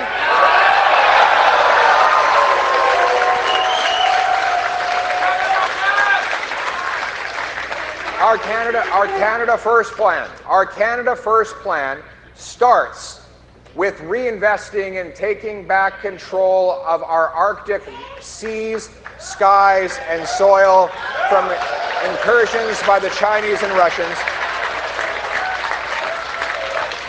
The Liberals could not even shoot down a Chinese spy balloon. I think it was actually a weather balloon, but they couldn't stop that either. Because they've cut back on our forces, disrespected, wasted money, and put the dollars into back office bureaucracy. Our common sense plan We'll cut back on foreign aid and put it into our military to support our troops. And that will include, we'll bring home our money, and we will use it to build the first post-Cold War base in the Arctic, CFB Iqaluit. We will have 4 massive Arctic icebreakers that are going to smash through all that ice, open up our waters, and declare our sovereignty over that territory.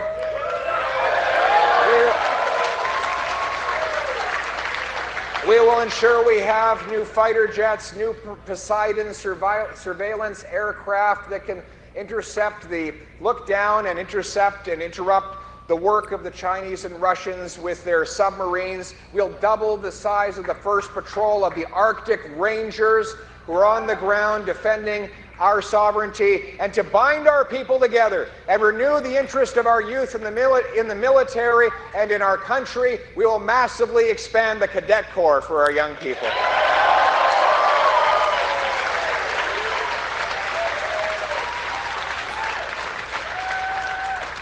And we will end the radical, borderless, globalist ideology of the Liberal government.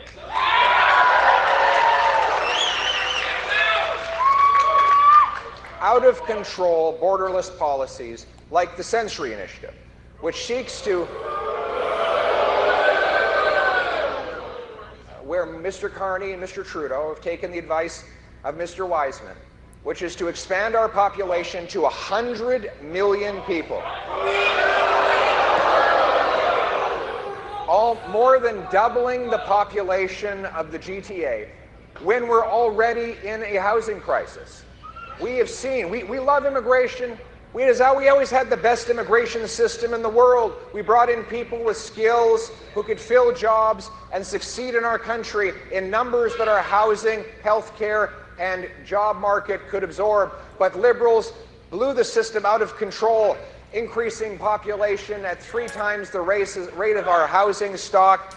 They allowed fraud and abuse in the temporary foreign worker, international student, and in the other programs. Common sense conservatives will reject. Canada First conservatives will reject the Century Initiative. We will end the abuse in those programs, reject fraudulent claimants, deport criminals from this country.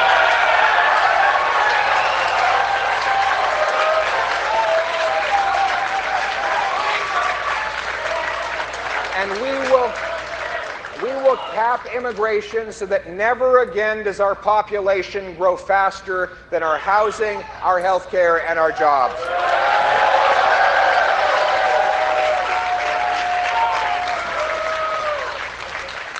We will also honor our history, this cancel culture that has tried to lower our flag.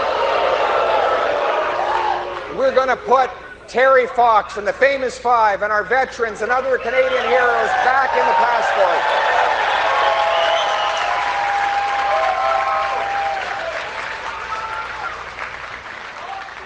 We're going to unite our country around common values, common identity, common sense, and a common love for our country. We're going to put our statues back up, including the great John A. Macdonald.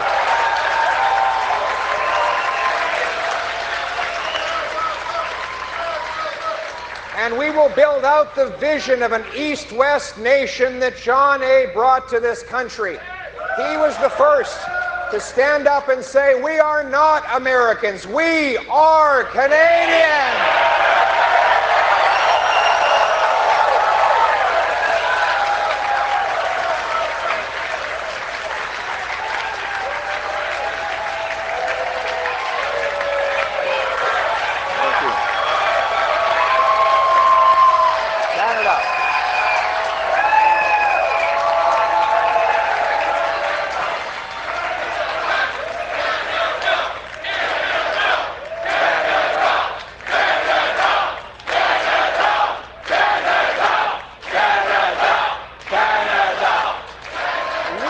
unite this great nation from east to west, binding it together with pipelines and free trade and open markets and common values and shared aspirations. We will be a nation that builds homes for its youth, makes goods for itself, trades from Canadian to Canadian, that honors its history, supports its heroes, uplifts its young people, and honors its old. We will go from being a nation of tax collectors and toll masters, bureaucrats and busybodies, grandees and gatekeepers, rulers and rule makers, to being a nation of explorers and entrepreneurs, artists and adventurers, warriors and workers, pioneers and patriots, united.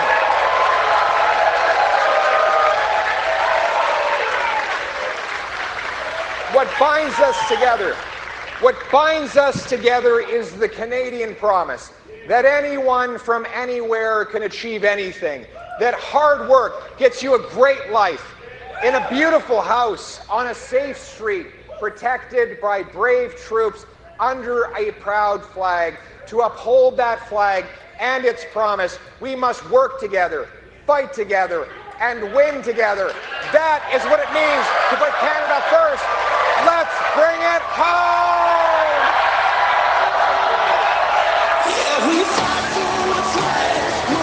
Okay, we'll bring the audio down again so that we don't get any copyright strikes. So there's Poilievre. Difference in style. His wife front and center, supporting him. Also walking up on stage there, carrying his son.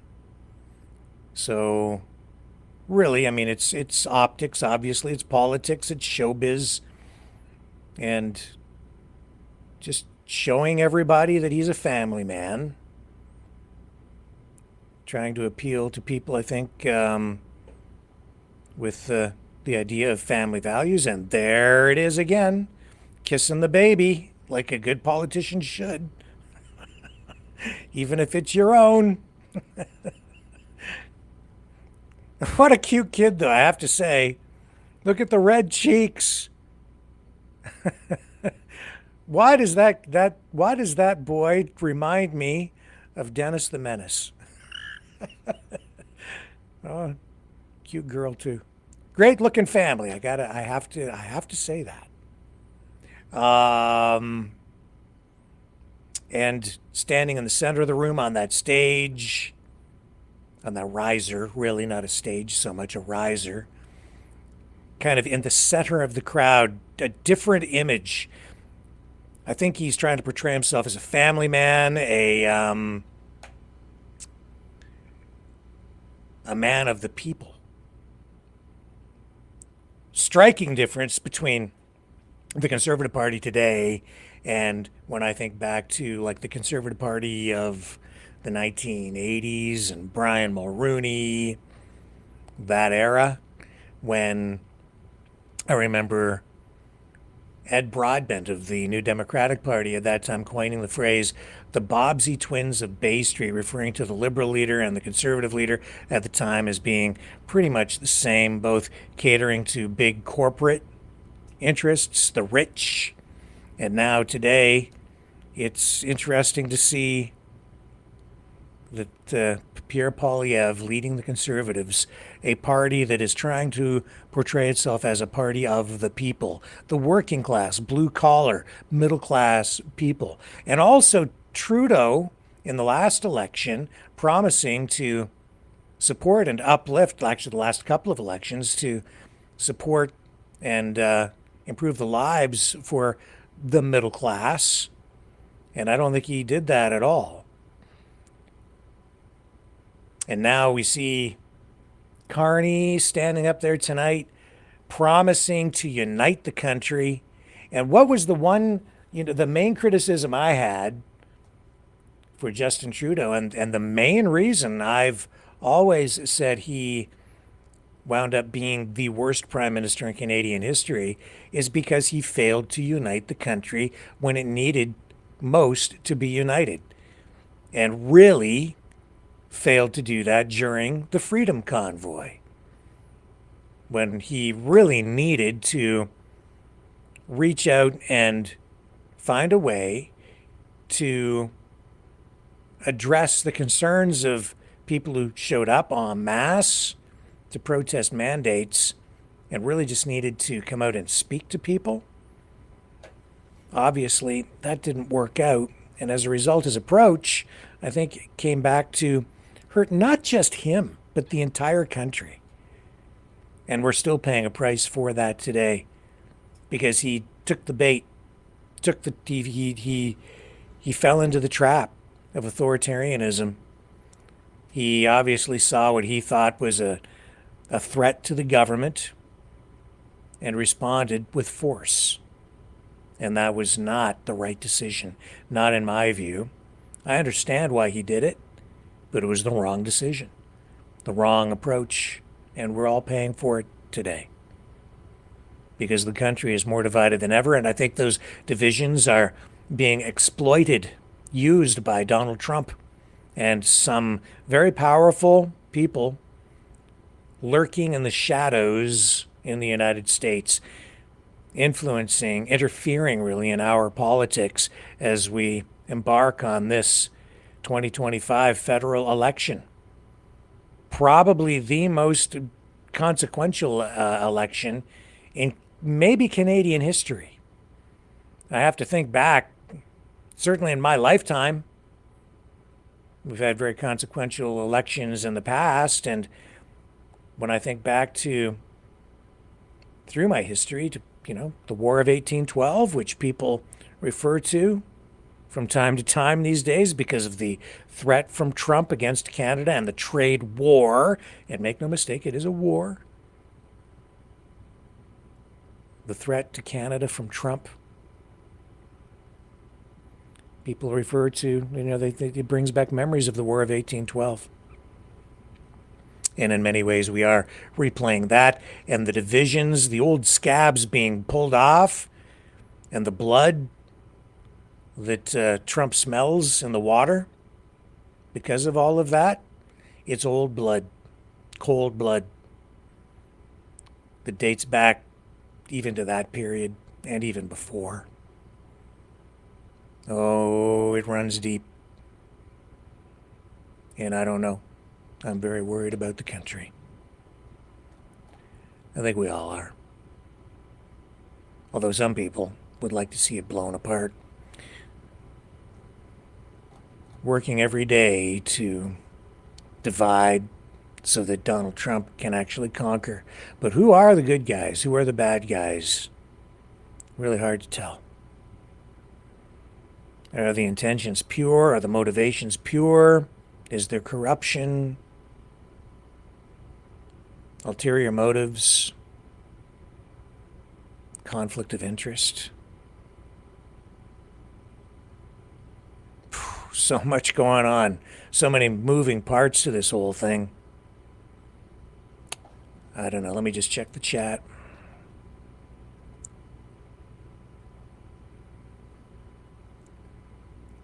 I don't know what Lindy's referring to. He wasn't going to do that, Rick. I don't know what that is.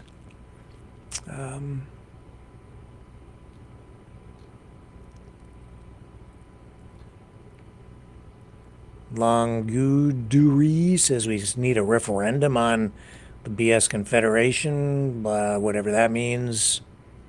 I don't know.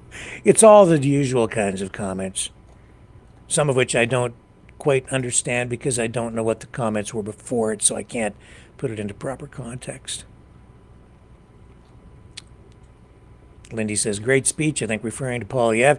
He is a great speaker, very, fluid, casual, has a great off-the-cuff style. He has the speech pretty much memorized. I don't think he's using a teleprompter. I could be wrong, but I don't see one there. I don't see him reading or even using cue cards or anything. So he knows his lines, and he's a great orator.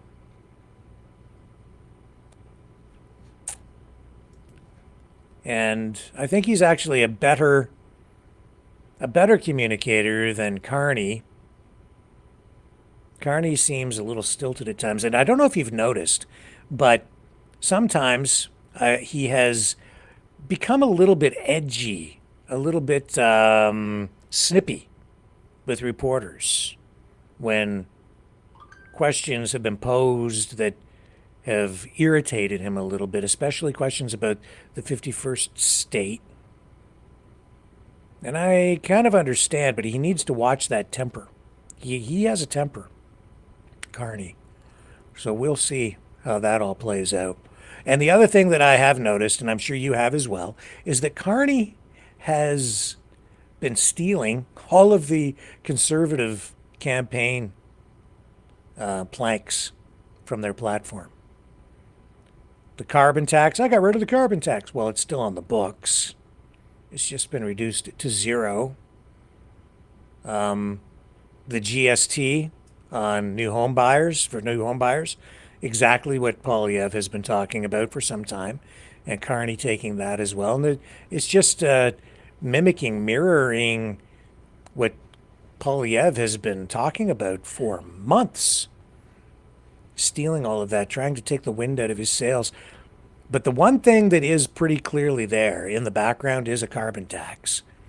Yeah, he got rid of that, sort of got rid of the consumer carbon tax, but then also has made it clear, if you really listen to him, that an industrial carbon tax will remain in place, and in fact it will be, they're going to replace that consumer carbon tax strictly with an industrial carbon tax, which means that it will just be applied further back in the production chain so that you don't see it.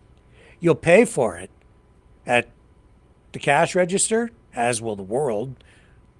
Anybody buying Canadian goods produced that are subject to the carbon tax, or anything produced using carbon taxed inputs. But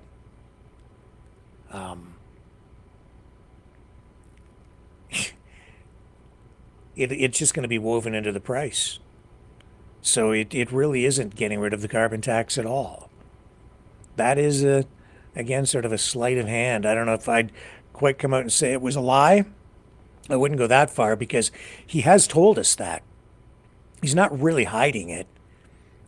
But he is confusing people by taking these steps and signing that piece of paper, which wasn't really legislation. He doesn't have the authority to sign executive orders like the president. So exactly what that was, I'm not even sure. But it's weird. Everything is weird right now. And how are they going to win an election if they only have 187 candidates running out of 343 ridings this time? I think you're going to see a whole bunch of new candidates come online, come on stream before we get to the polls. And I'm not sure how many days they have. Let me just check to get candidates lined up. So let me just see if I can research this.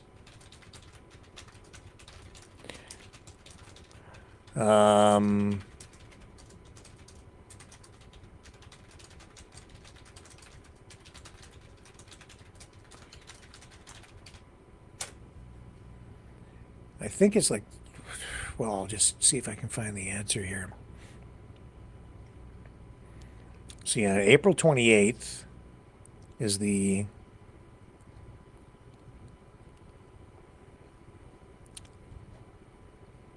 I guess we're looking at April 7th. Yeah, they'll have until April 7th to get candidates lined up. Not a lot of time. And so that means that all these parties will be, I think, foregoing any kind of process where you have potential candidates in ridings squaring off against each other through electoral district associations at the grassroots level. So you're going to see acclamations. You're going to see the parties going and trying to recruit candidates to get them to fill vacant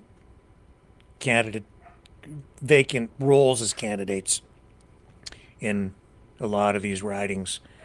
And they'll need to have them in place in order just to even have a fighting chance in some of these ridings. So the Liberals are obviously going to need to concentrate on strongholds in key ridings, and that's going to mean Quebec and Ontario again for them.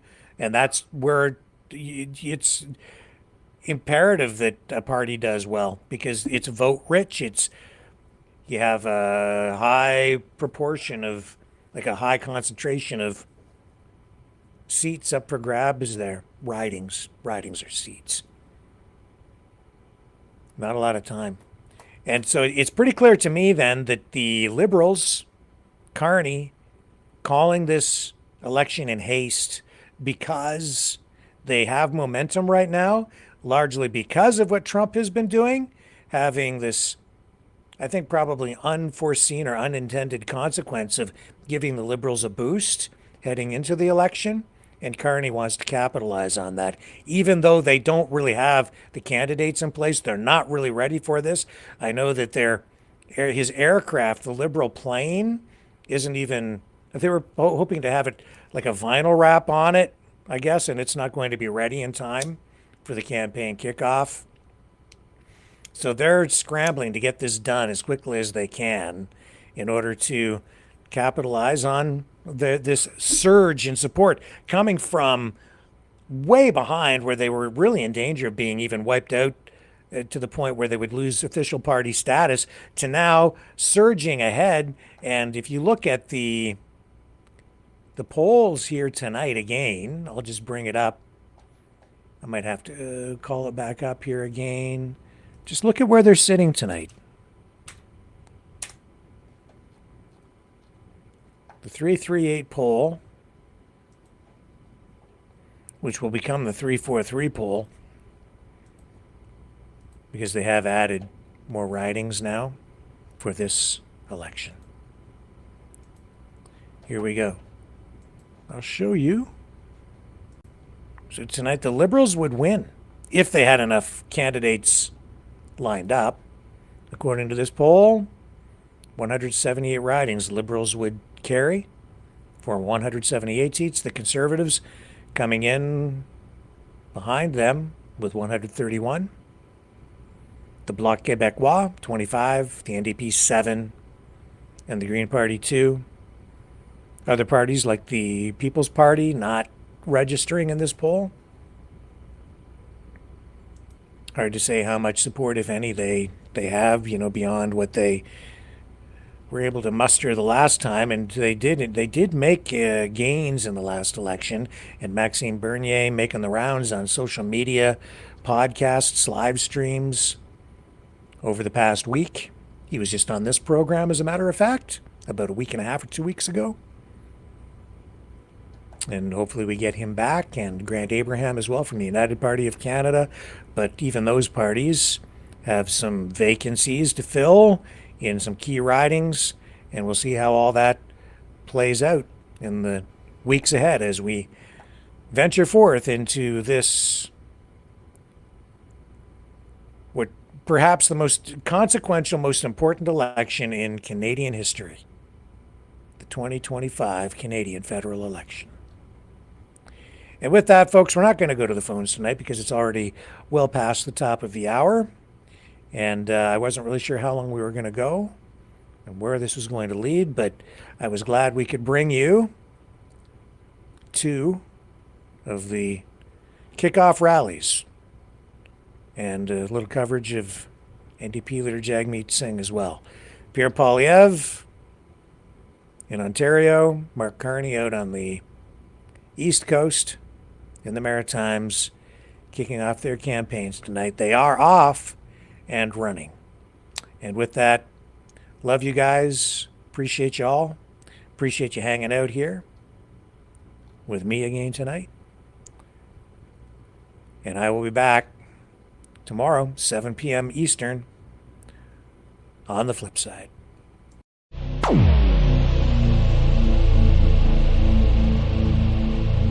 This has been a Maverick Multimedia production.